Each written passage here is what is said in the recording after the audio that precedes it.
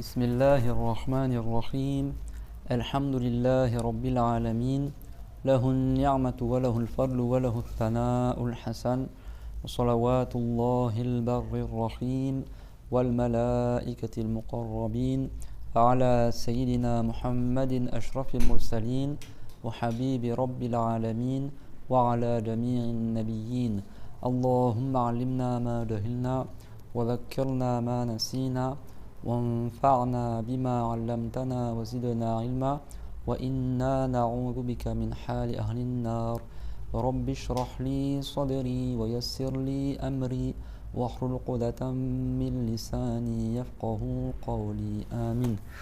أما بعد, Allah tabaraka wa ta'ala dit dans le Coran honoré wa ta'awanu 'ala al-birri wat-taqwa wa la ta'awanu 'ala al-ithmi wal-'udwan, c'est-à-dire entraidez-vous pour les œuvres de bien et l'obéissance à Allah, et ne vous entraidez pas pour le péché et la désobéissance à Dieu. Donc on fait une bonne intention lillahi ta'ala dans l'application de cette ayah, s'entraider pour la piété, que le fait d'accomplir les obligations et d'éviter les interdits, et par application de la parole du prophète sallallahu alayhi wa sallam, innamal a'malu binniyat wa innama likulli imri'in ma nawa, c'est-à-dire certes les bonnes œuvres ne valent que par les intentions, et certes chaque personne a pour elle ce pourquoi elle a fait l'intention. Les savants ils disent wa khayru ma fasaltahu bil waridi, c'est-à-dire la meilleure manière d'expliquer un texte, c'est d'expliquer par un autre texte. Donc aujourd'hui, Inch'Allah, on va voir une ayah du Coran, ou une partie de l'ayah du Coran, dans Surat Ar-Rahman, que beaucoup de gens ne comprennent pas à notre époque, et qui l'utilisent à mauvais escient, alors qu'il y a d'autres textes qui expliquent cette ayah, et en l'occurrence, le prophète Mohammed, dans le hadith, il a expliqué la signification de cette ayah. Et donc c'est important de savoir qu'en islam, le Coran, il s'explique, une partie du Coran explique l'autre. Le Coran, les ayahs entre elles se clarifient. Des fois il y a un sens qui n'est pas clair dans une ayah, mais grâce à une autre ayah tu comprends le sens. Et également le hadith, il explique le Coran et le Coran explique le hadith. Donc on dit que la sunna du prophète, Ja'at mufassiratan li kitabillah, elle est venue pour clarifier les significations du livre de Allah. Donc en islam, c'est pas juste on prend les ayats du Coran indépendamment de ce que le prophète il a expliqué et puis on explique de sa tête d'une manière qui n'est pas digne de ce qu'ici est Allah Azza wa Jal. Donc aujourd'hui, Inch'Allah, on va voir un hadith dans le Sunan de Ibn Majah qui explique une ayat du Coran que beaucoup de gens à notre époque ne comprennent pas. Alhamdulillahi haqqa hamdihi wa salatu wa salamu ala khayri khalqihi wa ala alihi wa sahbihi tayyibin at-tahirin. وبعد فقد ورد بالإسناد المتصل إلى سنن ابن ماجه من حديث أبي الدرداء رضي الله عنه عن النبي صلى الله عليه وسلم في قوله تعالى كل يوم هو في شأن. Donc il est rapporté dans les sunan d'Ibn Majah avec une chaîne de transmission ininterrompue du hadith du compagnon Abu Darda, que Dieu l'agrée, qu'il a rapporté que le prophète sallallahu alayhi wa sallam a dit au sujet de la parole de Allah Ta'ala Kulla yawmin huwa fi sha'an.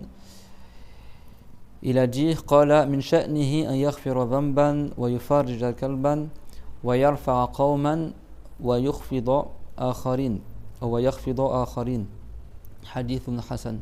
Donc le prophète alayhi salam, il a dit, donc la ayah c'est tous les jours, littéralement Allah est dans un sha'an. Il y a des gens, ils s'imaginent, ceux qui sont anthropomorphistes, ils croient que Dieu est comme la créature, ils croient que ça veut dire que tous les jours Allah, soi-disant, il change de volonté, ou il change d'avis, ou il est occupé par une chose. Ça c'est faux. Allah Ta'ala, il n'est pas soumis au temps, donc on ne dit pas qu'il est occupé à faire quelque chose en dépit d'une autre. Donc kulla yawmin huwa fi sha'an, ça ne veut pas dire chaque jour Dieu il est occupé par une chose différente, non. Et donc le prophète lui-même il a expliqué la ayah. Il a dit parmi le sha'an de Allah, il y a le fait qu'il pardonne un péché, ou il console d'une tristesse, il fait disparaître la tristesse du cœur du musulman, ou il élève un peuple, ou il rabaisse d'autres peuples.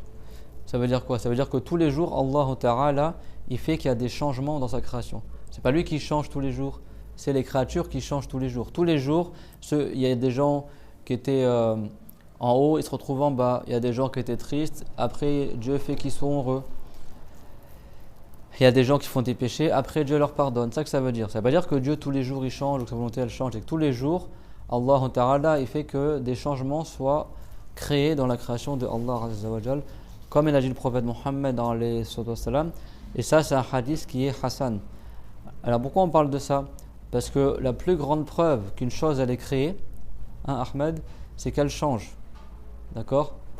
Comment nous on sait qu'on est créé? On change d'un état à un autre. On était petit, après on a grandi, après on vieillit, on est en bonne santé, après on est malade, etc. Donc celui qui change a besoin de qui le fait changer d'un état à un autre. Et celui qui a besoin est faible, et celui qui est faible, il n'est pas Allah. C'est ça la preuve la plus explicite qu'une chose elle est créée.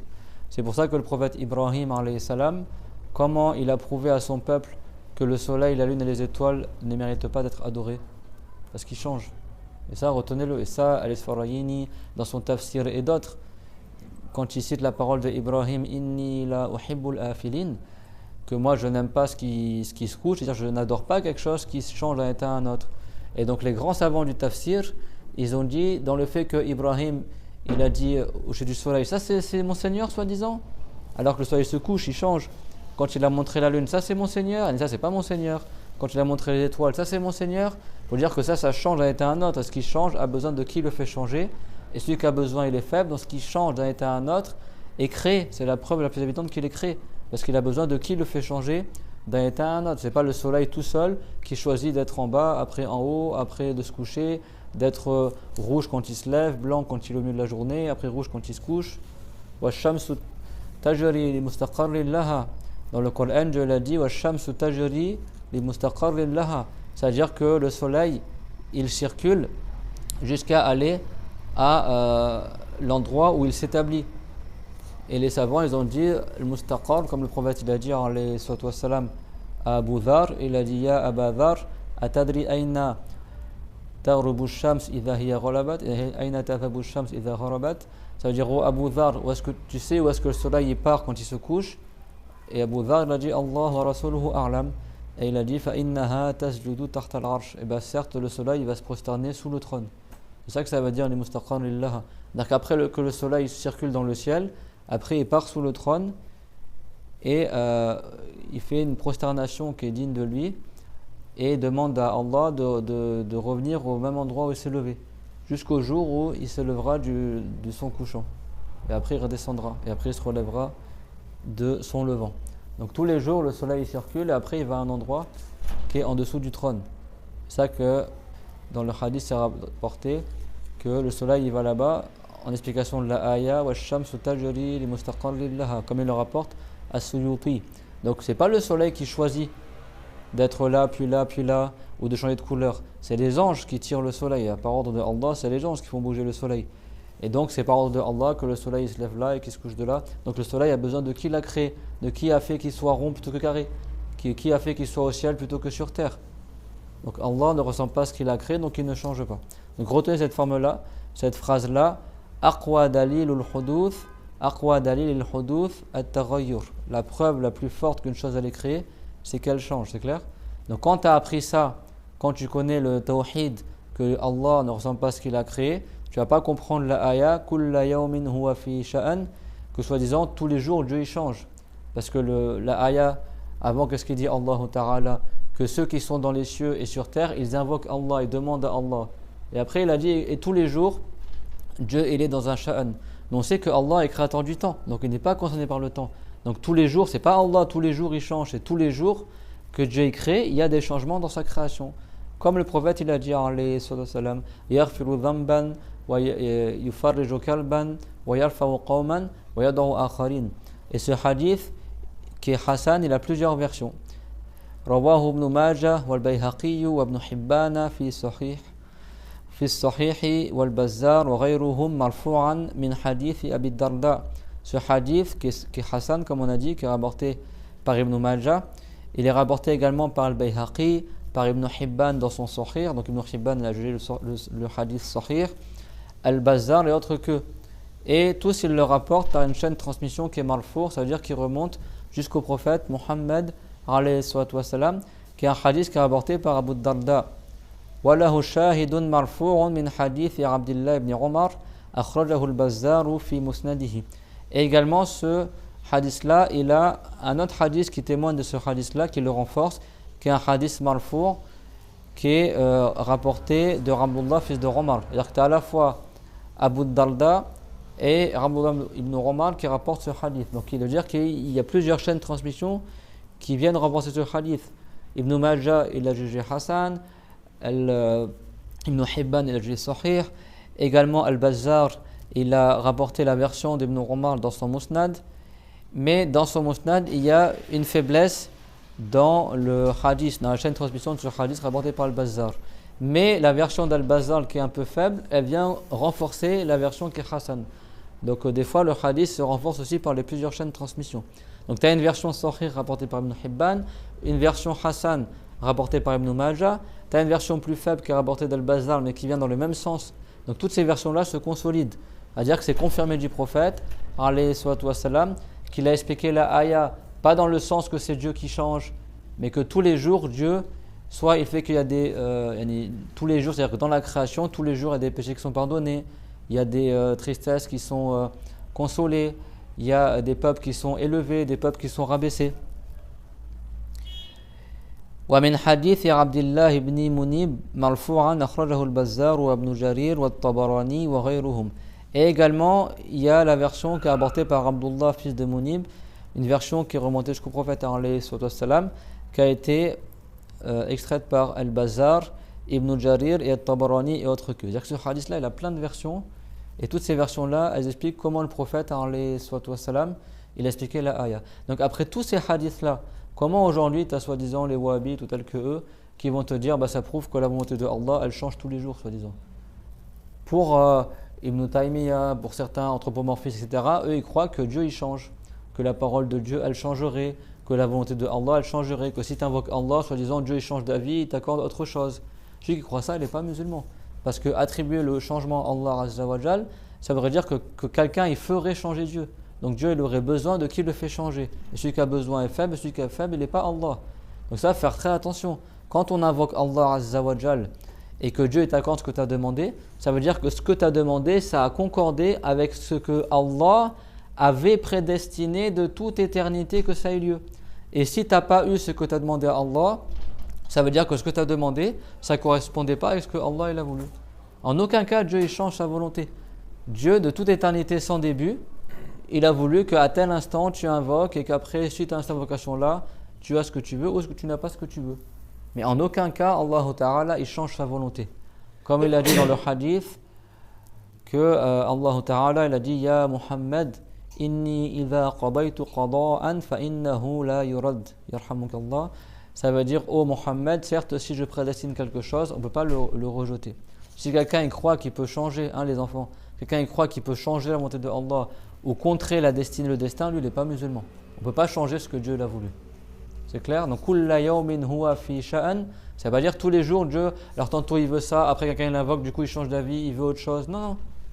Parce que yas'aluhu man fis samawati wal ard, dans le sens de la ayah d'avant, ce n'est pas les termes exacts, mais dans le sens que ceux qui sont dans le ciel, ceux qui sont sur terre, ils demandent à Allah. Ça veut dire qu'à chaque fois que quelqu'un demande à Allah, alors Dieu il change d'avis, il crée autre chose. Après quelqu'un demande à Allah, donc soi-disant Dieu est occupé tout le temps à répondre aux besoins de tout le monde. Non, pas du tout. Il y a des gens qui croient ça. Parce qu'ils n'ont pas appris la religion. Là, tu as 5 versions du même hadith qui te dit comment le prophète il a expliqué alayhi salatu wassalam la ayah. Wa khayru ma fasaltahu bil waridi. Comme ils ont dit les savants du hadith, la meilleure manière d'expliquer un texte qui est rapporté, c'est par un autre texte rapporté. Là, c'est même pas la peine de chercher qu'est-ce qu'il a dit Al-Bukhari ou Muslim ou tel savant ou Al-Tabari dans son tafsir. Le prophète lui-même, il a rapporté l'explication. Le prophète a expliqué le Coran aux compagnons. Alayhi salatu wassalam. ورواه بعضهم عن أبي الدرداء موقوفا أخرجه البخاري في صحيحه تعليقا قال أبو الدرداء كل يوم هو في شأن يغفر ذنبا ويكشف كربا ويرفع قوما ويضع آخرين. Et également ce même hadith, il a été rapporté par Al-Bukhari dans son Sahih ta'liqan, ça veut dire il l'a mis en tant que avec le titre, d'accord, le titre de chapitre. Des fois, le Bukhari, sans citer la chaîne de transmission, il cite une parole d'un compagnon, mais c'est dans ses hadiths, mais sans chaîne de transmission. Dans le Sahih al-Bukhari, tu as les hadiths avec la chaîne de transmission, Et en dessous des titres, des fois, tu as le titre, après c'est marqué et l'imam Rali a dit telle ou telle chose, mais il n'y a pas la chaîne de transmission. Ça, c'est ce qu'on appelle le tarliq ou le mu'allaq. Ça, les savants ils disent si Al-Bukhari il a dit Bisiratil Jazam, il a rapporté cette parole de manière affirmative, c'est-à-dire qu'Al-Bukhari il le juge sahih comme le reste des hadiths de sahih. Mais s'il le cite d'une manière incertaine, on rapporte que, il a été mentionné que, ça veut dire qu'Al-Bukhari n'a pas considéré que cette partie-là de sahih elle est sahih, c'est clair? C'est-à-dire que quand on dit que dans le Sahih al-Bukhari, tout ce qui est dedans c'est sahih, c'est-à-dire tous les hadiths qui sont rapportés avec la chaîne de transmission, c'est clair? Je sais pas si vous avez déjà vu sur Al-Bukhari. Sur Al-Bukhari, tu as des chapitres comme ça. Par exemple, Bab, le mérite de la science, par exemple. Et après, des fois, comme pour illustrer le chapitre, il cite une ayah, ou il cite une parole de savant, mais ce n'est pas encore les hadiths. Donc, s'il cite une parole d'un compagnon, par exemple, est-ce que cette parole-là a le même jugement que les hadiths du Sahih? Eh bien, on regarde. S'il a dit, waqala aliyun, c'est-à-dire il a dit, c'est une parole affirmative, c'est-à-dire que cette parole-là, elle est aussi Sahih que le reste des hadiths. Mais s'il a juste dit, Yuthkar, comme il dit dans certains hadiths, soit Yuthkar, et on mentionne que, c'est-à-dire que ce n'est pas Sahih comme le reste du Sahih. C'est clair? Les hadiths qui sont Sahih dans le Bukhari, à la base, c'est les hadiths donc, qui sont mentionnés avec leur chaîne de transmission. Pas les paroles qui sont citées en dessous des titres que le Bukhari il a mises. C'est ce qu'on appelle tarliq, sauf si elle est dite de manière affirmative. Dans le Sahih al-Bukhari, tu n'as pas la parole du prophète qui est rapportée du prophète avec la chaîne de transmission, mais c'est marqué Abu Darda a dit Kulla yawmin huwa fi sha'an, et après il a cité la parole, mais sans dire que le prophète il a dit ça. Il a dit que c'est la parole d'Abu Darda. Donc là, comme il a dit Qala Abu Darda, ça veut dire que c'est un hadith qui est sahih. C'est-à-dire que cette parole-là, elle a été rapportée du prophète, donc on dit que c'est marfour, c'est-à-dire que ça remonte jusqu'au prophète. Et également, il est mawqouf, c'est-à-dire que la chaîne de transmission, elle ne remonte pas jusqu'au prophète, mais elle remonte jusqu'au compagnon Abu Darda. C'est-à-dire que c'est sa parole à lui, mais lui, il a entendu du prophète. C'est clair? Donc tu as à la fois le hadith marfour qui dit cette chose-là, et également dans le Bukhari, dans le Sahih, et c'est un hadith qui est Sahih, c'est rapporté d'Abu Darda la même parole. C'est-à-dire que dans plein de livres de hadith, c'est rapporté cette parole-là. Sauf que dans le Bukhari, c'est attribué à Abu Darda, et dans d'autres livres de hadith, c'est rapporté du prophète directement par le biais d'Abu Darda. De toute façon, les savants ils disent, comme As-Suyuti et d'autres, ils disent quand un compagnon il explique une ayah du Coran, même s'il ne dit pas que le prophète a dit ça, en général, il ne fait que rapporter ce qu'il a entendu du prophète, parce que le compagnon ne va pas dire de sa tête le sens du Coran. C'est clair? Tout le monde a compris, ça c'est la science du hadith.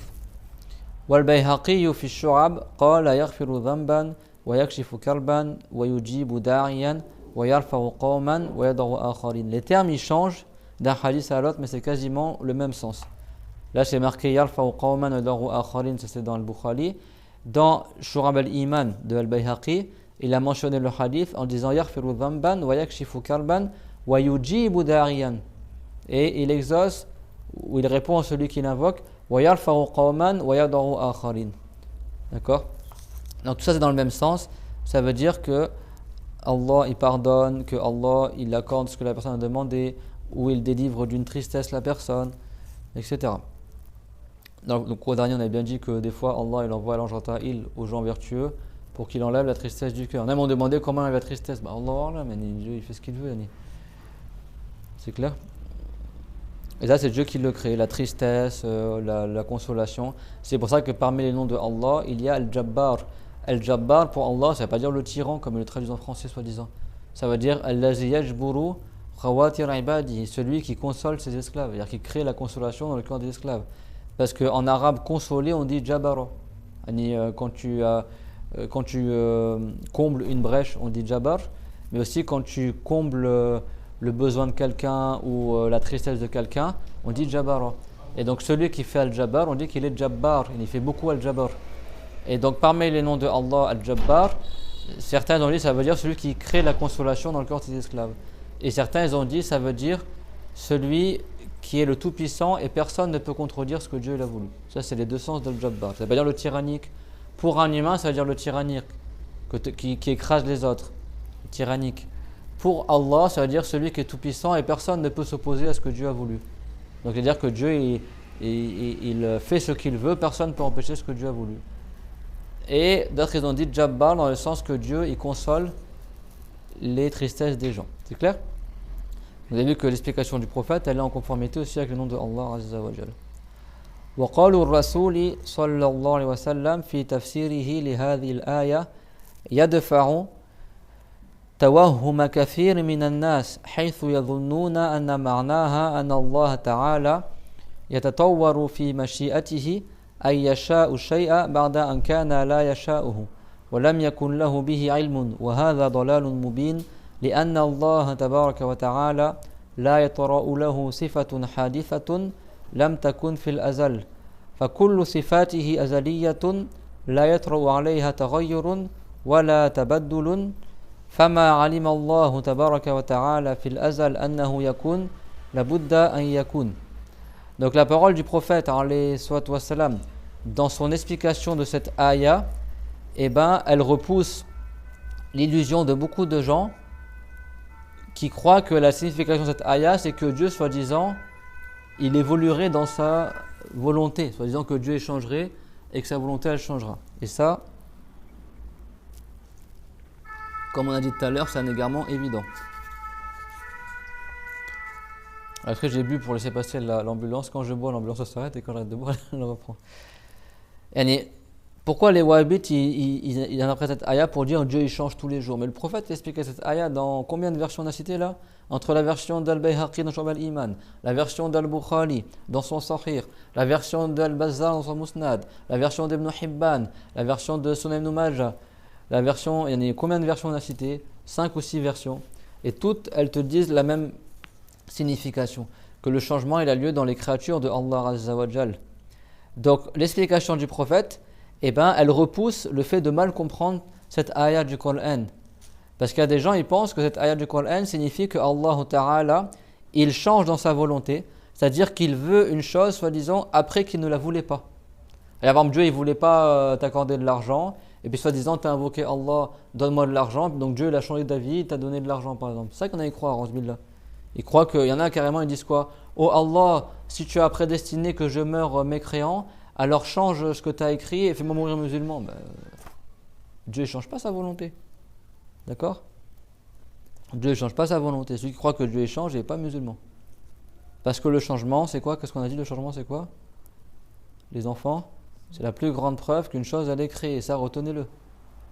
Comment on sait que nous, on est créé? Ben, on change. Tantôt on est malade, tantôt on est en bonne santé, on grandit, on vieillit, nos couleurs, nos cheveux changent de couleur, le ciel, il change.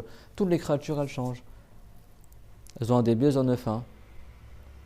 Rien que l'entrée en existence, c'est un changement. La chose n'existait pas, hop, maintenant elle existe. Quand elle meurt, elle n'existe plus à nouveau. Donc le changement, c'est de passer d'un état à un autre. Et celui qui change d'un état à un autre a besoin de qui le fait changer? D'un état à un autre. Donc Allah Ta'ala lui-même ne change pas, c'est lui qui fait changer. Dans les pays du Sham, il y a une parole très connue qui disent les gens, c'est Subhanalladhi yughayyir wa la yataghayyar. N'a aucun défaut celui qui fait changer les choses et qui lui-même ne change pas. Donc c'est pour ça que les hadiths, quand on dit Dieu il dit ça ou Dieu il veut ça, il ne faut pas les comprendre dans le sens que Dieu il changerait. D'accord? C'est les choses qui entrent en existence qui changent. C'est clair? Quand on dit que Dieu l'a créé ça, il a créé les cieux, la terre, après il a créé les montagnes, les rivières, après il a créé les animaux, ça ne veut pas dire que Dieu il est sujet au temps et soi-disant des attributs ils rentrent en existence pour Allah. Non, c'est les créatures qui sont sujettes au temps. Qu'est-ce qu'il a dit Abu Mansur al-Bardadi, le grand savant chafirite, qui était à 900 ans dans son livre Al-Farq bin al-Firaq? Wa ajma'u ala annahu la yahwihi makan wa la yajri alayhi zaman. Tous les savants musulmans, donc c'est un ijma', dire un consensus, il n'y a pas de divergence. Tous les savants sont unanimes que Allah n'est pas circonscrit dans un endroit et qu'il n'est pas sujet au temps. Et qu'est-ce qu'il a dit Allah Ta'ala concernant l'ijma', tout comme il l'a dit l'imam al-Shafiri rahimahullah, premier imam qui a écrit dans Usul al-Fiqh? Il a dit dans le Coran, il y a la preuve que l'unanimité des savants, c'est une preuve, et que celui qui ne la suit pas, il ira en enfer. Parce que Allah Ta'ala a dit dans le Coran honoré, وَمَنْ يُشَاقِقِ الرَّسُولَ مِنْ بَعْدِ مَا تَبَيَّنَ لَهُ الْهُدَى نُوَلِّهِ وَيَتَّبِعْ غَيْرَ سَبِيلِ الْمُؤْمِنِينَ وَمَنْ يُشَاقِقِ الرَّسُولَ. Et celui qui contredit le messager, مِنْ بَعْدِ مَا تَبَيَّنَ لَهُ الْهُدَى, après qu'il lui a été exposé la vérité, وَيَتَّبِعْ غَيْرَ سَبِيلِ الْمُؤْمِنِينَ, et qui suit autre que la voie des croyants, ni autre que ce sur quoi sont les musulmans, l'unanimité. Nuwallihi ma tawalla, on le chargera de ce qu'il a commis comme péché, wa nuslihi jahannam, et on le fera rentrer en enfer, wa sa'at masira, et quel mauvais devenir ce sera. D'accord, mettez une bonne attention. Et quel mauvais devenir ce sera. C'est clair, mon tout le monde?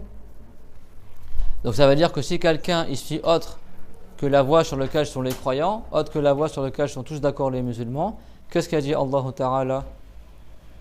Wa nuslihi jahannam, on le fait entrer en enfer. Wa sa'at masira, et ce sera un mauvais devenir. C'est clair? Donc parmi les choses sur lesquelles il y a unanimité, c'est que Allah n'est pas circonscrit dans une place, comme il a dit l'imam al-Tahawi en rapportant la mention Hadha dhikru bayan aqidati al-sunnati wal jama'a, je suis fatigué, désolé, que c'est la mention de la croyance de al-sunnah wal jama'a. Il a dit la tahwihi al-jihatu sittu kasa'il mutadarat, que Allah n'est pas circonscrit dans les 6 directions, contrairement au reste de la création. C'est-à-dire ça, c'est Tahawi, il a dit ça, Abu Hanifa il a dit ça, parce qu'il a écrit son livre selon la voie de Norman ibn Thabit, d'accord, Abu Hanifa al-Kufi, et Mohammed ibn Hassan al-Shaybani, et le Qadi Abu Yusuf, d'accord, et dedans il cite l'unanimité de tous les savants. Donc tous les savants sont unanimes que Allah n'est pas dans une place, que Allah n'est pas soumis au temps. Donc qu'est-ce qui change tous les jours? C'est les créatures, c'est pas le créateur. Donc la volonté de Allah ne change pas, et la parole de Dieu aussi ne change pas. Pourtant, on dit Dieu a dit ça dans le Coran, Dieu a dit ça. Ça ne veut pas dire que la parole de Allah se divise en phrases. Mais l'expression de la parole de Allah que Dieu a révélée dans le Coran ou dans le hadith Qudsi, eux, ils sont faits de phrases et de langues. Parce qu'ils sont créés, c'est une expression de la parole de Allah. Mais la parole de Allah, qui est son attribut, elle ne change pas. Elle n'a pas de début, elle n'a pas de fin. Elle est unique. D'accord? Elle n'est pas composée de sons, de phrases et de morceaux. Et pareil pour la volonté de Dieu. Ibn Taymiyyah, lui, il avait pour croyance que la parole de Allah, elle change, et que la volonté de Allah, elle change. Et il avait pour croyance en même temps que le genre du monde n'a pas de début. C'est-à-dire qu'il a attribué le fait d'être incréé au monde, il a attribué un attribut de Allah, qui est le fait d'être incréé, il a attribué ça au genre du monde, et il a attribué à Allah le changement. Or le changement c'est quoi? C'est la plus grande preuve qu'une chose elle est créée. Donc ça veut dire que c'est comme s'il prétendait que Allah il serait créé et que le monde il est incréé. Il a totalement inversé les deux. Qu'est-ce qu'il a dit le grand savant Abdul Kafi Taqiyuddin al-Subki, Ali, d'accord, qui était l'imam de la mosquée des Omeyyades, qui était à Damas à l'époque de Ibn Taymiyyah et qui connaissait Ibn Taymiyyah. Il a dit Jamara bayna dalalataini lam yajmar bihima qablahu alimun qattu. Il a dit il a rassemblé entre deux égarements que aucun savant, aucun musulman avant cela, il a rassemblé entre les deux. Il a dit Jarala al-alam azaliyan wa jarala Allah hadithan. Il a fait que le monde, il a considéré que le monde, il n'avait pas de début, et il attribue un début, et il est entré en existence à la parole de Dieu et à la volonté de Allah. Et comme vous le savez, si tu attribues l'entrée en existence à un des attributs de Allah, ça implique que l'être de Allah, il a un début aussi. Si tu attribues la contingence à un des attributs de Allah, bah, tu attribues la contingence à Allah. Nous, c'est quoi la preuve que notre être, elle est créée? Bah, comme tes attributs, ils ont un début et une fin. Quand tu parles, c'est un début, après tu t'arrêtes, c'est une fin. Quand tu fais un mouvement, la science, notre science, elle a un début, elle a une fin. Elle change. Donc si notre science, elle change, si notre ouïe, elle change, notre vue, elle change, bah, ça veut dire que nous-mêmes, on change. Donc l'entrée en existence de ton audition, par exemple, quand tu entends quelque chose, ou de ta vision quand tu vois quelque chose, elle prouve que toi-même, tu es entré en existence. Faire attention, parce que quand on dit que Allah, il entend et qu'il voit, c'est pas comme nous. Nous, pour qu'on voit une chose, il faut que la chose, elle apparaisse devant nous, et à ce moment-là, on la voit. C'est-à-dire qu'on appelle ça en arabe un inkishaf, c'est bon? Pour entendre un son, il faut que le son, il apparaisse, et après, nous, on l'entend. Allah Ta'ala, il voit de toute éternité, et il entend de toute éternité. Bien sûr, les sons et tout ça, ils ne sont pas de toute éternité, avec Allah Azza wa Jal. Mais l'attribut de Allah, on ne dit pas Dieu, il voit au moment où la chose elle apparaît, la vision de Allah elle entre en existence. Non, Allah il voit de toute éternité, tout ce qui est visible. C'est clair? Parce que c'est pareil, la vision de Allah ne change pas et l'audition de Allah ne change pas. Et ça c'est la base de l'islam, c'est quand il croit que Allah il change et pas musulman. Donc quand on dit j'invoque Allah, Dieu m'a accordé cela, ça ne veut pas dire que Dieu a changé d'avis. C'est-à-dire que Dieu a voulu que par exemple pendant 10 ans tu étais pauvre, après, et il a voulu de toute éternité qu'au bout de 10 ans tu invoques Allah, et il a voulu de toute éternité qu'après ton invocation tu auras telle ou telle chose. par exemple. C'est clair, tout le monde, ça? Il a voulu de toute éternité que la personne fasse le péché à tel moment et qu'après, plus tard, elle va se le repentir. Tout ça, c'est Dieu, il a voulu de toute éternité. C'est pas au début, il voulait ça, puis finalement, il a voulu autre chose. Non. Vous avez compris? C'est une seule volonté, mais qui fait changer les choses. Il y a un moment, il fait beau, après, il pleut, après, il refait beau. Par exemple, vous savez, quand il y a des sécheresses, les musulmans, des fois, moi je l'ai déjà fait quand j'étais au pays du Cham, des sécheresses, des fois, on fait la prière de demande de la pluie. On jeûne pendant 3 jours, l'imam il fait un discours, etc. On fait une prière en assemblée, l'imam il change son rida sur les épaules, tout ça. Il y a des sunnas à faire, etc. De sortir dehors, on invoquer Allah pour que la pluie elle descende. Ça ne veut pas dire que Dieu, il voulait qu'il y ait la sécheresse et puis finalement les musulmans sont sortis, ont invoqué Allah. Donc Dieu il aurait changé d'avis, il a fait tomber la pluie. Non, non, non. Dieu, par sa seule et même volonté qui est éternelle, qui n'a pas de début et qui n'a pas de fin, a voulu de toute éternité qu'il y ait une sécheresse de telle date à telle date. Il a voulu de toute éternité qu'à telle date, les musulmans ils fassent invocation, la prière demande de la pluie. Ce qu'on appelle Salat al-Istisqa.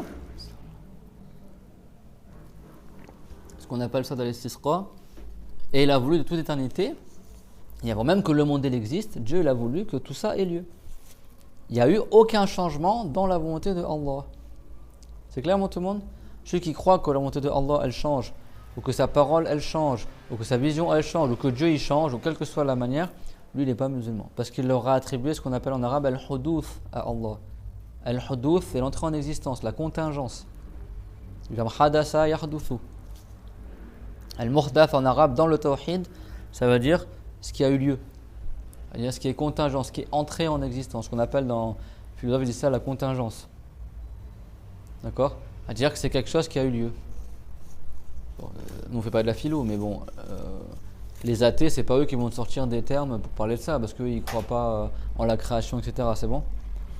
Ceux qui ont parlé de ça en français, c'est soit les chrétiens ou les philosophes, tout ça. Donc les mots ils existent en français, mais les notions elles sont aussi en islam. Le tawhid, c'est pas de la philosophie. Tout le monde a compris ça? Donc ça ne veut pas dire que Allah il voulait une chose et après il a voulu autre chose. Car celui qui croit ça, il est dans un égarement évident. Parce que Allah Ta'ala, il ne lui advient pas des nouveaux attributs. C'est clair? Il ne change pas. Et également dans ce que Allah il sait, il n'y a pas de changement. C'est clair, tout le monde? Je dis ça parce que comme on va le voir tout à l'heure, Inch'Allah, le Coran, il y a des ayahs, si tu n'as pas appris le Coran mais que tu es arabophone, tu vas t'égarer en mal les comprenant. Tu vas croire que Dieu nous éprouve afin qu'il sache qu'est-ce qu'on fait. Par exemple, celui qui croit ça, il n'est pas musulman. Il y a des gens, ils se croient musulmans et ils croient que Allah, soi-disant, il ne sait pas qu'est-ce que je vais faire. Donc du coup, il m'éprouve, il me rend malade, pour que, comme ça, Dieu il voit si je patiente ou pas. Celui qui croit ça, il n'est pas musulman. Allah, il sait tout de toute éternité. Wa huwa bi kulli shay'in alim. Comme il a dit Abu Hanifa, ya'lamu ma kana wa ma yakun wa ma law kana kayfa yakun. Ma kana wa ma yakun wa ma sayakun wa ma law kana yakun kayfa kana yakun.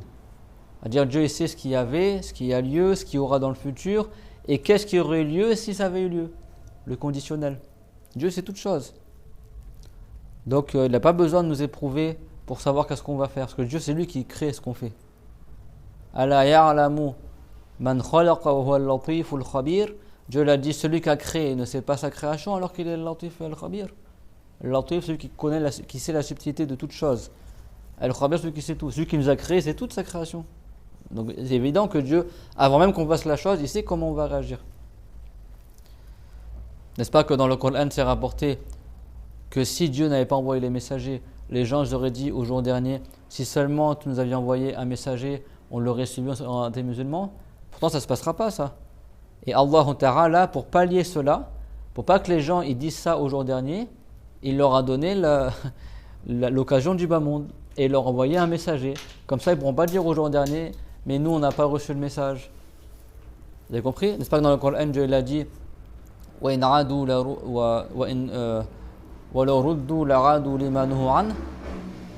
si les mécroyants, les non-croyants étaient renvoyés dans le bas monde, ils seraient retournés à leur mécréance. N'est-ce pas que dans l'au-delà, les idolâtres ou les non-croyants, ils diront à Allah, si seulement on avait un retour dans le bas monde et là on croirait en Dieu, on serait musulman, on ferait des bonnes actions. Ils veulent se rattraper, avoir une deuxième chance. Ça n'aura jamais lieu. Ils disent là-haut, anna lana karra, comme c'est dans Al-Baqarah et d'autres sourates. Si seulement on avait un retour dans le bas monde. Dans le Coran, Dieu il a scellé les choses. Il a dit walaw ruddu, et s'ils étaient renvoyés dans le bas monde, la'adu lima nuhu an. Lima nuhu an. Ils seraient retournés à la même chose dans laquelle ils étaient défendus de le faire.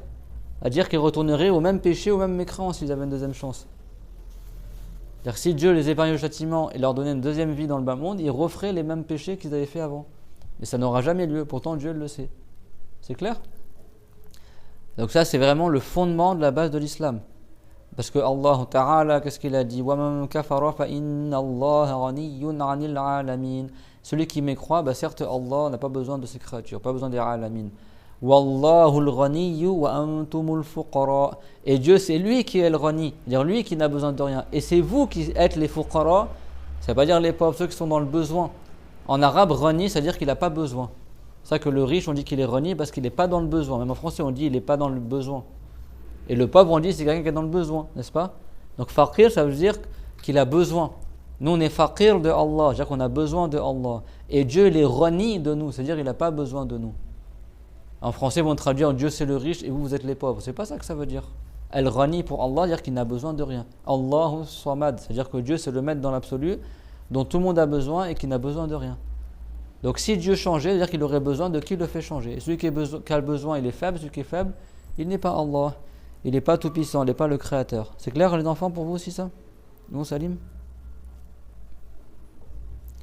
ولا يجوز أن تطغى على الله حادثة تؤدي إلى تغير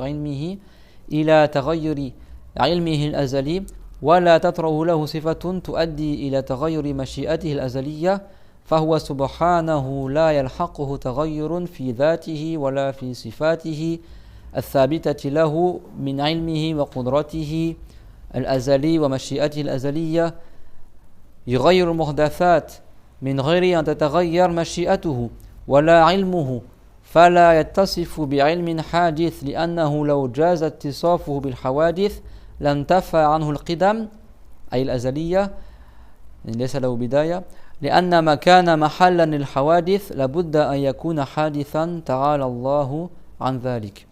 Donc également ce n'est pas valable selon la raison, selon la logique, c'est impossible qu'il advienne à Allah un changement à quelque chose qui est contingent, qui ferait que la science de Allah changerait. On ne dit pas Dieu il apprend de nouvelles choses ou il oublie des choses. Dans le Coran, quand Allah Ta'ala il dit Nasullah fanasiyahum par exemple, ça ne veut pas dire que Dieu les a oubliés. C'est-à-dire les gens ils ont oublié Dieu, c'est-à-dire les mouchriquines, ils ont délaissé d'adorer Allah et Dieu les délaissera au jour dernier. Ça ne veut pas dire que Dieu les oubliera, c'est-à-dire Dieu les délaissera tout comme eux ils ont oublié Allah, ils ont délaissé d'adorer Allah, ben, seront délaissés au jour dernier. C'est clair ?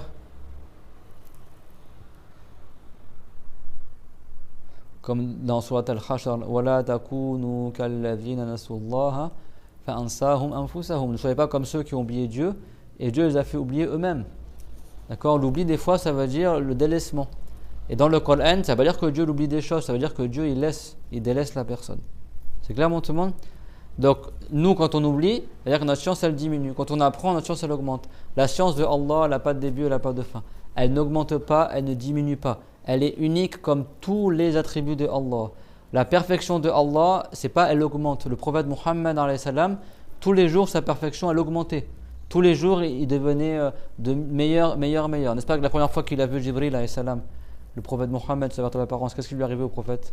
La première fois qu'il a vu Jibril, il s'est évanoui. Et la deuxième fois, il ne s'est pas évanoui. Quand il l'a vu, la première fois c'était à Djihad, vers la Mecque, il s'est évanoui. C'était la première fois qu'il voyait une créature aussi grande parmi celles qui ont une âme. Il a dit, je ne pensais pas que Dieu a créé une créature telle que toi. La deuxième fois, c'était où ? Au 6e ciel, auprès du jubilé de l'extrême. Inda Sidratil Muntaha, comme c'est marqué dans le Coran. وَلَقَدْ رَآهُ نَزْلَةً أُخْرَى عند سدرة المنتهى. Il l'a revu une deuxième fois auprès du jubilé de l'extrême. Et là, فَكَانَ قَابَ قَوْسَيْنِ أَوْ أَدْنَى. Jibril s'est rapproché du prophète Mohammed jusqu'à être à une distance d'environ de 2 coudées au moins. Tellement Jibril aimait le prophète, imagine avec son corps immense. Jibril a 600 ailes. et avec deux ailes comme ça, il recouvre ce qui est entre l'Orient et l'Occident. Il est immense, Jibril. Malgré ça, il s'est rapproché à environ 1 mètre du prophète Mohammed. Et là, il ne s'est pas évanoui, le prophète. Parce que le prophète, tous les jours, il augmentait en perfection. Il était toujours de plus en plus fort, de plus en plus pieux. C'est clair? Ça, c'est pour les créatures. Allah, on ne dit pas qu'il change, il augmente en perfection. Comme ils disent les Wahhabites, tous ceux qui ont la même croyance que eux, ils disent soi-disant, Dieu l'a créé les cieux, la terre, et après il s'est assis sur le trône. Soi-disant, avant il était imparfait, et après il est monté au-dessus du trône, il s'est assis dessus, et ça y est, maintenant il est en haut, donc il est parfait, soi-disant. Ben ça, c'est attribué le changement à Allah Azza wa Jal. Thumma stawa al-arsh, ça veut dire ensuite, après avoir créé les cieux et la terre, Dieu il a istawa sur le trône. Ici, thumma, c'est pour mentionner l'ordre dans ce que Dieu il mentionne dans la création. Dieu a créé les cieux et la terre. Le trône, c'est la première créature après l'eau. Le trône existait avant les cieux et la terre. Il a été créé environ 50 000 ans avant les cieux et la terre, le trône. Donc ça ne veut pas dire que Dieu il a créé les cieux et la terre et après il a créé le trône ou après il s'est assis sur le trône. Non. Ça veut dire Dieu a créé les cieux et la terre et par ailleurs, il a istawa aussi sur le trône. C'est-à-dire qu'il domine le trône dans sa puissance. Pas que les cieux et la terre. Ici, thumma, les tartib al-akhbar. C'est thumma dans le sens l'ordre dans l'énumération des choses, pas l'ordre chronologique, parce que Dieu n'est pas soumis au temps. C'est clair, tout le monde, ça? Parce que pour les Wahhabites, ils disent ça, c'est une preuve que Dieu, après, il est monté au-dessus du trône et il s'est assis dessus, soi-disant. Ils n'ont pas compris que ici, thumma, des fois en arabe, on dit thumma pour dire par ailleurs. Vous avez compris? Ça veut dire thumma tout le temps, ça veut dire ensuite, dans l'ordre chronologique. Des fois, c'est pour dire par ailleurs, de plus. Tu mentionnes une nouvelle chose, qui n'est pas forcément postérieure à la chose que tu as mentionnée avant. C'est clair? Il y a un vers de poésie où les savants ils disent Inna alladhi sada abuhu thumma sada ba'da dhalika jadduhu. Certes, celui qui était un maître, et ensuite après cela, son grand-père aussi c'était un maître, mais son grand-père il était avant lui. Mais en fait, il cite des choses avec thumma pour dire, et d'ailleurs son grand-père aussi il était un maître. Mais il a dit thumma, c'était pour l'ordre chronologique, on va pas dire que son grand-père a été un maître après son fils ou son petit-fils. Vous avez compris? Donc thumma en arabe, des fois, c'est pour retenez ces preuves-là, parce que les Wahhabites sortent toujours les mêmes trucs, depuis 50 ans, les mêmes égarements. Plus que 50 ans, parce que les Wahhabites, c'est 300 ans qu'ils sont là. Toute leur religion, elle est nouvelle, elle est bidra. Et parmi leurs bidra, c'est qu'ils expliquent la ayah dans autre que ce que le prophète l'a mentionné. Après, vous dites que vous suivez la sunna du prophète, vous ne mentionnez même pas l'explication du prophète pour les ayahs. Est-ce que le prophète l'a dit istawa jalasa? Il a dit que Dieu il est assis sur le trône, ou istaqarra al-arsh, il s'est établi sur le trône, tout disant? Non. Comme on dit les savants, istawa kama akhbar, laysa kama yartur al-bashar. Dieu l'a istawa tout comme il l'a mentionné dans le Coran, mais c'est pas comme ça traverse l'esprit, c'est-à-dire c'est pas la position assise. Comme il a dit l'imam Malik, anhu, il a dit que Dieu il a istawa, il a dit wal kayfu anhu malfour, et qu'on ne dit pas comment au chez de Allah Azza wa Jal. C'est un istiwa sans comment, c'est-à-dire sans qu'il soit tel que l'istiwa des créatures. C'est pas par l'acte ou la forme ou l'apparence, etc. Donc Allah Ta'ala, il n'est pas sujet à une nouvelle science ou une nouvelle volonté qui se renouvellerait ou qui entrerait en existence. Parce que si Dieu était un être qui était sujet à l'entrée en existence, si Dieu était un être pour lequel des attributs entreraient en existence, ça prouverait quoi? Ça impliquerait que l'être de Allah lui-même serait entré en existence. Or, Allah Ta'ala, il a dit Huwa al-awwal, c'est-à-dire c'est lui qui n'a pas de début. Wal akhir, et celui qui n'a pas de fin. Allah, c'est le seul qui n'a pas de début. Et comme il a dit le prophète dans le hadith rapporté par le Bukhari et d'autres, Ibn Jaroud, etc. Kana Allahu wa lam yakun shay'un ghayruhu. Dieu est sans début et il n'y a rien autre que lui qui est sans début. Allah est de toute éternité et rien autre que lui n'est de toute éternité. Donc Allah n'est pas concerné par le fait d'entrer en existence, donc il n'a pas d'attribut qui entre en existence. Wa fil Qur'an al-Karim ayatun qad yatawahhamu minha man lam ou qad yatawahhamu minha man lam yuhassil ilma al-i'tiqad min ahli sunnati wal jama'a anna Allah ta'ala yahduthu lahu ilmun lam yakun lahu bihi ilm. Donc dans le Coran honoré, comme on a dit tout à l'heure, il y a des ayats que la personne qui n'a pas bien appris la science de la croyance du tawhid des gens de Ahl-Sunnah wal-Jama'a, il pourrait s'imaginer que soi-disant Allah Ta'ala il apprend des choses nouvelles, il acquiert des nouvelles connaissances soi-disant. Kaqawlihi Ta'ala Al-an khaffafa Allahu ankum wa alima anna fikum da'fa. comme cette ayah qu'on vient de mentionner là dans Surat Al-Anfal, la ayah 66, dont le sens apparent, ça pourrait être maintenant Allah a allégé pour vous et il a su qu'il y a parmi vous une faiblesse. Si tu comprends mal la croyance, tu risques de croire que c'est maintenant que Dieu a su.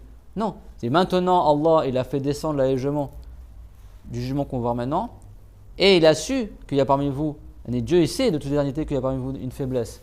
Et c'est maintenant qu'il a fait descendre l'allègement. C'est-à-dire que Al-An ici, il n'est pas relatif à Alima ou Alima anna fikum darfa. Il est relatif à Tarfif, c'est-à-dire le fait que Dieu il allège. Alors c'est quoi cet allègement? وَلَيْسَ هَذَا الْمُرَادِ مِنْ هَذِهِ الْآيَةِ بَلْ مَعْنَاهَا أَنَّ اللَّهَ تَبَارَكَ وَتَعَالَى خَفَّفَ عَنْهُمْ فِي ذَلِكَ مَا كَانَ ثَقِيلًا عَلَيْهِمْ وَذَلِكَ أَنَّهُ كَانَ فَرْضًا عَلَيْهِمْ أَنْ لَا يَفِرَّ الشَّخْصُ مِنْهُمْ مِنْ عَشَرَةٍ مِنَ الْكُفَّارِ في القتال ثم نسخ ذلك بأن خفف الله تعالى ذلك إلا أن فرض عليهم ثبوت واحد اثنين من الكفار وهذا المراد من قوله تعالى الآن خفف عنكم. Donc quand Dieu l'a dit الآن خفف الله عنكم, maintenant Dieu il vous a allégé. Là c'est pareil, ça veut dire que Dieu il a un nouvel attribut. Non, c'est que maintenant, à cette époque-là, Dieu il a révélé au prophète Mohammed un allègement. C'est quoi l'allègement? C'est que dans le passé, quand il y avait des batailles avec les non-croyants, les idolâtres, etc., c'était obligatoire qu'un musulman il ne quitte pas le champ de bataille, même s'il est 1 contre 10. S'il y a plus que 1 contre 10, il avait le droit de quitter, bon, 1 contre 20. C'est-à-dire que si les musulmans étaient 100 et que l'armée adverse ils étaient 1000, c'est obligatoire qu'ils combattent. C'est clair? S'ils étaient 3000 ou 2000, là ils avaient le droit de quitter le champ de bataille s'ils savent qu'ils ne sont pas à la hauteur de combattre. Les musulmans ils ne vont pas aller au casse-pipe, tu es tout seul contre 1000, tu as le droit de quitter le champ de bataille. C'est bon? Donc c'était très éprouvant. C'est-à-dire que c'était obligatoire que chaque musulman combattait, il devait combattre même s'il est seul face à 10 personnes. Et Dieu il sait que les musulmans ils étaient faibles, c'était éprouvant pour eux. Et après, mais comme c'était le début de l'appel à l'islam, il n'y a pas beaucoup de musulmans, etc. À l'époque du prophète, l'islam était avant, mais après le prophète l'a ramené l'islam après le prophète Jésus, alayhi salam, Isa. Et après, plus tard, Allah Ta'ala, il a allégé ce jugement-là et il a rendu obligatoire 1 contre 2. C'est-à-dire que s'ils sont 2 fois plus nombreux, tu dois rester à combattre, mais s'ils sont plus que le double, tu as le droit de partir. Si tu sais, si bien sûr, d'une manière autorisée avec le calife, etc., de sorte que lui, il voit qu'il vaut mieux pas aller à cette bataille-là, par exemple, parce qu'ils sont trop nombreux. Mais le mieux, c'est qu'il reste à combattre quand même. C'est bon? C'est ça l'allègement qui a eu lieu. Ça ne veut pas dire que Dieu il a su à ce moment-là qu'ils étaient faibles, donc il a allégé. Non, Dieu il sait de toute éternité qu'ils étaient faibles. Et il a voulu qu'après, à ce moment-là, il descende de la ayah qui désigne l'allègement. C'est clair, tout le monde? Mais si je cite le sens de la ayah en français, en arabe c'est pareil. Si je vous dis, maintenant, Allah vous a allégé et il a su qu'il y avait une faiblesse parmi vous. Bah, tu vois, quelqu'un va peut-être s'embrouiller, il va croire que c'est maintenant que Dieu l'a su. Mais si tu as appris la science du tawhid, tu sais qu'il a su, ça c'est indépendamment de maintenant. Alors, de toute éternité, Dieu il sait que vous étiez faible et maintenant, il vous a fait descendre l'allègement. C'est clair, tout le monde? Et il y a plein d'exemples comme ça dans le Coran. وَأَمَّا قَوْلُهُ وَعَلِمَ أَنَّ فِيكُمْ ضَعْفًا فَلَيْسَ رَاجِعًا لِقَوْلِهِ الْآنِ ومعناه أنه تعالى علم بعلمه السابق في الأزل أنكم تضعفون عن ذلك أي تقاسون مشقة في لزوم مقاومة الواحد منكم العشرة من الكفار في حال القتال فلذلك خفف الله عنهم. فأفعال الماضي, c'est ce qu'on a expliqué en français, je ne vais pas le redire en français. فأفعال الماضي وفعل المضارع والأمر إذا أضيف إلى الله تبارك وتعالى تجرد عن الزمان بالنسبة إلى ذات الله تعالى من حيث اتصاف الذات به فلا يقال هذا فعل مضارع إذن الله تعالى يحدث له صفة لم تكن في الأزل. Donc là il y a un point extrêmement important, on va bientôt terminer le cours, un point extrêmement important que le cheikh il a dit, c'est que le temps de conjugaison des verbes dans le Coran, dans le hadith, qui sont employés pour Allah Ta'ala, ne sont aucun cas dans un sens temporel. C'est-à-dire que des fois, on emploie le futur pour Allah, Des fois on emploie le passé, des fois le présent. Ça ne veut pas dire que Dieu il est concerné par le temps. C'est la créature qui dans le futur va apparaître. C'est clair? Ou dans le passé ou dans le présent. Des fois on dit quoi? Dieu a dit dans le Coran ou Dieu dit dans le Coran. Dieu est hors du temps. Hors dans le sens figuré du terme. Donc quand on dit par exemple dans le Coran, il y a des choses dans le futur, Dieu il en parle au passé. Parce que c'est tellement sûr que ça va se passer qu'il n'y a aucun doute que ça va se passer, donc c'est comme si c'est déjà révolu en fait. وَقَالُوا لَوْ كُنَّا نَسْمَعُ أَوْ نَعْقِلُ مَا كُنَّا فِي أَصْحَابِ السَّعِيرِ أَصْحَابِ السَّعِيرِ. Dans Sourate Al-Mulk, à numéro 10, Dieu l'a dit que les gens de l'enfer ils diront: ah, si seulement on avait écouté de la bonne manière et raisonné, on ne serait pas parmi les gens de l'enfer. Ça c'est une preuve contre les anthropomorphistes qui ne veulent pas réfléchir dans la religion. Celui qui ne réfléchit pas, il ira en enfer. Mais Dieu il a dit et ils dirent au passé. Ils ont dit. Pourtant ça va se passer dans le futur. Mais pour Allah Azza wa Jal, comme il sait tout, pour lui le présent, le passé et le futur, c'est pareil. Vous avez compris? Donc le cheikh il a dit, c'est pas parce que des fois dans le texte c'est employé le présent pour Allah, par exemple Dieu il a créé Dieu crée cela, que ça veut dire ah donc Dieu il change, là maintenant il crée une nouvelle chose. Non, c'est la chose qui rentre en existence maintenant. Mais l'attribut de la création, Dieu il a cet attribut-là de toute éternité. Sa volonté c'est la même de toute éternité. Sa prédestination c'est la même de toute éternité. Sa vision c'est la même de toute éternité. Sa parole c'est la même de toute éternité. Les attributs de Allah ne changent pas. Ils sont uniques. Ils n'ont pas de début, ils n'ont pas de fin. Celui qui ne croit pas en cela ou qui doute de cela, il n'est pas musulman. S'il n'est pas musulman, il doit revenir immédiatement en islam en disant attestation de foi, il n'y a qu'un seul Dieu, c'est Allah. Et Mohammed est le prophète de Allah. C'est clair? Il y a des gens qui pourraient croire quoi? Bah là c'est au futur, donc Dieu plus tard il fera cela. Non. C'est plus tard, la chose elle va entrer en existence. C'est pas Dieu plus tard il fera. C'est clair? Dieu n'est pas sujet au temps. Quand on dit Dieu au jour dernier fera apparaître cela, c'est-à-dire au jour dernier, il y a des choses qui vont entrer en existence, c'est clair? C'est pas dire au jour dernier, Dieu va être là, il va vouloir une nouvelle chose qu'il n'a pas voulu avant. C'est clair pour tout le monde ça? Donc ça, retenez ça, c'est une parole très importante, c'est rare en disant les cours. Les temps présent, passé, futur, concernant Allah, ça n'a pas une valeur temporelle. D'ailleurs, il y a plein d'ayats dans le Coran, par exemple, aliman. Ça ne veut pas dire Dieu dans le passé, il était savant.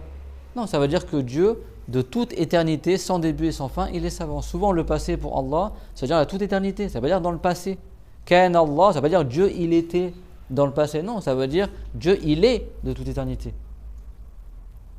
Donc, les verbes pour Allah, ils n'ont pas une valeur temporelle. Ce qui est sujet au temps, c'est l'entrée en existence de la créature. C'est clair? فلا يقال هذا فعل مضارع إذن Allah Ta'ala yahduthu lahu sifatun lam takun fil azal. Donc on ne dit pas, bah là c'est un verbe au présent, donc ça veut dire que bah, ça se passe maintenant, donc ça veut dire que Dieu il y a un attribut qui lui advient maintenant. Non. كقوله تعالى حتى نعلم المجاهدين منكم والصابرين. On a vu un exemple au passé, n'est-ce pas? وعلم أن فيكم ضعفا. Dieu il a su que parmi vous il y aura une faiblesse. C'est-à-dire il sait de toute éternité. Et là, la ayah qu'on a citée maintenant, elle est au présent, le verbe. Littéralement, quelqu'un pourrait croire, et ce n'est pas le sens qu'il visait, quand Dieu l'a dit وَلَنَبْلُوَنَّكُمْ بِشَيْءٍ نَبْلُوَنَّكُمْ حَتَّى نَعْلَمَ الْمُجَاهِدِينَ مِنْكُمْ وَالصَّابِرِينَ. Nous allons certes vous éprouver, afin que na'lama, c'est un verbe au présent, qui sait parmi vous, il est patient, et qui sait parmi vous fait preuve d'effort. Na'lama en arabe, des fois ça veut dire mettre une alama, ça veut dire mettre un signe, montrer. C'est bon? L'alam en arabe c'est le monde parce qu'il prouve l'existence de Allah. Al-alama en arabe c'est le signe. Et donc des fois alima en arabe ça veut dire allama, ça veut dire montrer, faire savoir. C'est bon? Ici ça ne veut pas dire que Dieu nous éprouve afin que lui il sache, parce que narlama en arabe ça peut vouloir dire aussi afin que nous sachions. N'est-ce pas? Tant qu'il y a des bases en arabe, si quelqu'un n'a pas beaucoup appris l'arabe, il va croire que ça veut dire hatta narlama al-mujahidin, soi-disant afin que nous sachions qui c'est parmi vous qui fait preuve d'effort et qui c'est parmi vous qui est parmi les sabirin. Si quelqu'un croit ça, il n'est pas musulman. Parce que ici, narlama, c'est hatta numiza, hatta nu'alima, nudhira, afin que nous faisons voir aux gens qui c'est parmi vous qui patiente et qui c'est parmi vous qui fait preuve d'effort. Pas afin que Dieu y sache. Mais dans le Coran, Dieu l'a dit que c'est toute chose. Dieu sait ce qu'on va faire avant même qu'il nous ait créé, avant même qu'il crée le monde. Comme Dieu l'a dit, Ala ya'lamu man khalaqa wa huwa al-latiful khabir. Celui qui crée, il ne sait pas sa création. Donc il n'a pas besoin de nous éprouver pour savoir qu'est-ce qu'on va faire. Donc ça, c'est parmi les exemples que si quelqu'un n'a pas appris la croyance de l'islam et qui comprend l'arabe, il s'égare en lisant le Coran. C'est ça que Dieu l'a dit, yudillu bihi kafiran wa yahdi bihi kafira wa ma yudillu bihi illa al-fasiqin. Que ça veut dire que Dieu, par les exemples du Coran, il égare beaucoup de gens et il guide beaucoup de gens. Mais il n'égare que les gens qui sont pervers. Si quelqu'un a une bonne croyance et il a bien appris, il ne va pas s'égarer en lisant le Coran, ça va le renforcer dans sa foi. C'est clair, tout le monde?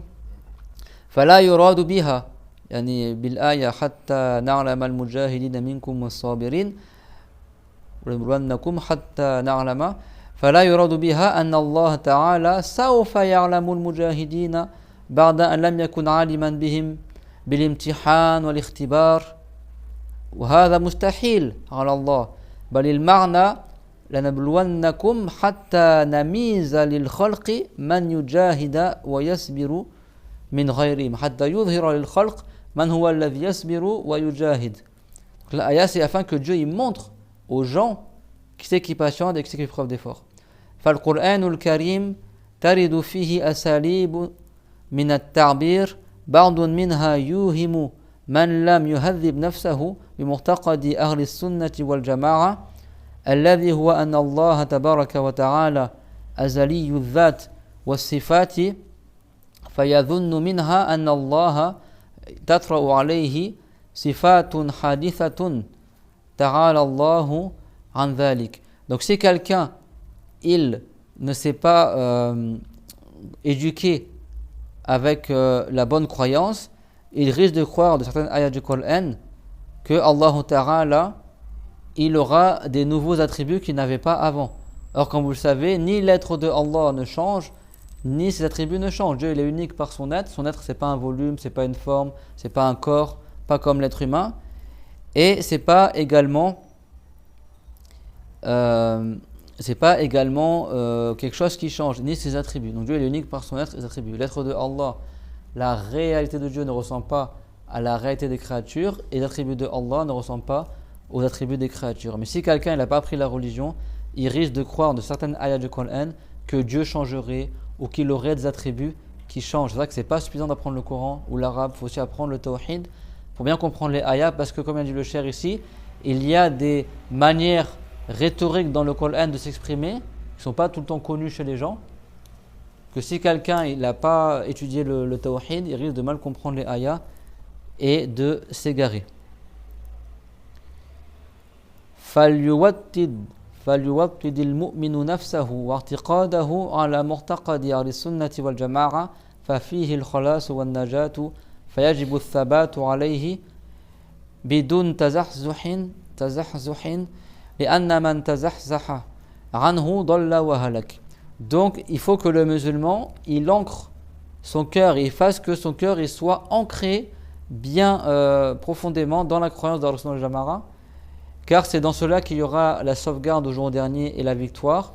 Et donc c'est un devoir de persévérer sur la bonne croyance sans dévier, sans vaciller, parce que celui qui vacille de la bonne croyance, il vacillera pour aller en enfer et il ira à sa perte, comme le prophète il a dit alayhi salatu wassalam, وَمَنْ شَذَّ إِلَى النَّارِ, celui qui dévie, il dévie pour aller en enfer. Comme on a vu dans la ayah, que si quelqu'un il dévie de la voie des croyants, وَيَتَّبِعْ غَيْرَ سَبِيلِ الْمُؤْمِنِينَ وَيَتَّبِعْ غَيْرَ سَبِيلِ الْمُؤْمِنِينَ, qui suit autre que la voie des mu'minin, غَيْرَ سَبِيلِ الْمُؤْمِنِينَ نُوَلِّهِ مَا تَوَلَّى, on le fera porter ce qu'il a fait comme péché, وَنُسْلِهِ جَهَنَّمْ, et on l'introduira en enfer, وَسَاءَتْ مَصِيرًا, et quel mauvais devenir ce sera. ثم في قوله صلى الله عليه وسلم, هنا هذا مثال للثم, là le char a dit ثم, c'est-à-dire par ailleurs, je ne sais pas dans l'ordre chronologique. ثم في قوله صلى الله عليه وسلم من شأنه دليل على أن الشأن الذي أراد الله تعالى أنه يحدثه كل يوم ليس في هذه المذكورات فقط, أي مغفرة الذنوب وتفريج الكرب ورفع أقوام من خلقه وخفض آخرين, بل يشمل ما لا يحصى كإحياء من لم يكن حيا وإماتة من كان حيا وإغناء من كان فقيرا وإفقار من كان غنيا وإصحاح من كان مريضا وإمراض من كان صحيحا إلا غير ذلك. Et donc, quand le prophète il a dit le hadith pour expliquer la ayah kulla yawmin huwa fi sha'an, on avait dit quoi? Dans la version, il y a plusieurs versions qu'on a dites bien sûr, mais dans la première version qu'on a citée d'Ibn Majah, le prophète là-bas dit le sha'an de Allah, c'est ça. Il a dit parmi le sha'an de Allah, il y a le fait qu'il pardonne certains péchés, qu'il console certaines tristesses, etc. Donc dans cette parole-là du prophète, min sha'nihi, fait partie du sha'an de Allah, telle ou telle chose, ça veut dire que c'est pas que ça. Les changements, ils sont indénombrables dans la création. Mais ça, c'est des exemples de changements. C'est clair? Donc le changement que Dieu il crée dans les créatures ne sont pas uniquement que dans les choses qui ont été mentionnées dans le hadith, c'est-à-dire simplement dans le fait que Dieu il pardonne des péchés, que des péchés soient pardonnés, que des tristesses soient consolées, qu'il y a des peuples qui sont élevés et d'autres peuples qui sont rabaissés. Mais également ces changements-là, ce sha'an de Allah, il englobe des créatures indénombrables, comme le fait que Dieu y fasse vivre, et qu'il y a des gens qui vivent, qui entrent en existence, qui viennent au monde, qu'il y a des gens qui meurent, il y a des gens qui étaient pauvres qui deviennent riches, il y a des riches qui deviennent pauvres, il y a des gens qui étaient malades qui trouvent la bonne santé, il y a des gens qui étaient en bonne santé qui deviennent malades, et autre que cela. Alors pourquoi le prophète laisse juste certaines choses? Le cher il a dit فَإِنَّ نَبِيَّنَا عَلَيْهِ الصَّلَاةُ وَالسَّلَامُ أُوتِيَ جَوَامِعَ الْكَلِمِ وخواتمه أوتي جوامع الكلم وخواتمه أي أن الله تعالى أعطاه من الفصاحة والبلاغة ما يجمع به معاني كثيرة بلفظ موجز والله سبحانه وتعالى أعلم وأحكم. Donc pourquoi le prophète, là c'était juste 4 exemples, parce que le prophète alayhi salam, Dieu lui a accordé comme miracle ce qu'on appelle Jawami'ul Kalim. Ça veut dire qu'en peu de mots, il dit beaucoup de choses. Rappelez le cours qu'on avait fait ici la dernière fois, Qul amantu billahi thumma istaqim. Il a résumé toute la sainteté en 2 paroles. Dis j'ai foi en Allah, puis après, sois droit. Et ça te suffit comme feuille de route pour toute ta vie. Tu crois en Allah et tu fais preuve de droiture. Tu accomplis les obligations, tu évites les interdits. Ça, c'est ce qu'on appelle Jawamir al-Kalim. En peu de mots, il dit beaucoup de choses. Et bien également, ce hadith, il rentre dans cette chose-là. À dire que le prophète, en quelques mots, devait savoir que tous les changements dans le monde, ils ne sont que par la volonté de Allah. Et donc, kulla yawmin huwa fi sha'an, à dire tous les jours, Dieu, il fait qu'il y a des changements qui ont lieu, que ce soit au niveau de la santé, au niveau des péchés, au niveau de la tristesse, au niveau de la richesse, au niveau de la pauvreté. Tous les changements que tu vois, c'est ça que ça veut dire kulla yawmin huwa fi sha'an. C'est pas Dieu tous les jours il change. Tous les jours, Dieu fait qu'il y a des changements qui rentrent en existence dans sa créature. Yaghfiru dhanban, il pardonne un péché. Yufariju karban, il console une tristesse. On dit il console, ça ne veut pas dire que Dieu il est là à te consoler, ça veut dire que Dieu il crée dans ton cœur la joie. Il fait disparaître la tristesse. Yarfa'u qawman, il élève un peuple. Yadru akharin, et il rabaisse d'autres peuples. Mais après, tous les autres changements aussi également, ils sont compris dans la ayah, dans Surat Ar-Rahman, Kulla yawmin huwa fi sha'an. Tous les jours, il y a le sha'an de Allah, Dieu il fait changer ce qu'il veut dans sa création. Donc on répète et on termine et on récapitule encore une dernière fois que la plus grande preuve qu'une chose est créée, c'est qu'elle change. Donc si Dieu changeait, il serait créé. Donc c'est impossible que Dieu change, ni son être y change et ni ses attributs y changent. Aqwa dalil al-huduthi at-taghayyur. فالله تعالى سبحانه هو الذي يغير المخلوقات من حال إلى حال وهو سبحانه لا يتغير لا ذاته يتغير ولا صفاته تتغير بل هو موجود في الأزل أبدا وأزلا بلا بداية ولا نهاية وبلا تغير ولا حوادث لا يطرأ عليه الحدوث سبحان الذي يغير ولا يتغير وآخر دعوانا أن الحمد لله رب العالمين صلى الله على محمد أشرف المرسلين وحبيب رب العالمين وعلى جميع النبيين ربنا آتنا في الدنيا حسنة وفي الآخرة حسنة وقنا عذاب النار ربنا لا تزغ قلوبنا بعد إذ هديتنا وهب لنا من لدنك رحمة إنك أنت الوهاب اللهم آت كل منا سؤله من الخير واغفر لنا وللذين سبقونا بالإيمان وحقق ما نبغي من الخير يا الله يا كريم وجز عنا محمدا خير الجزاء وسائر النبيين والحمد لله وصلى الله على محمد وعلى آله وصحبه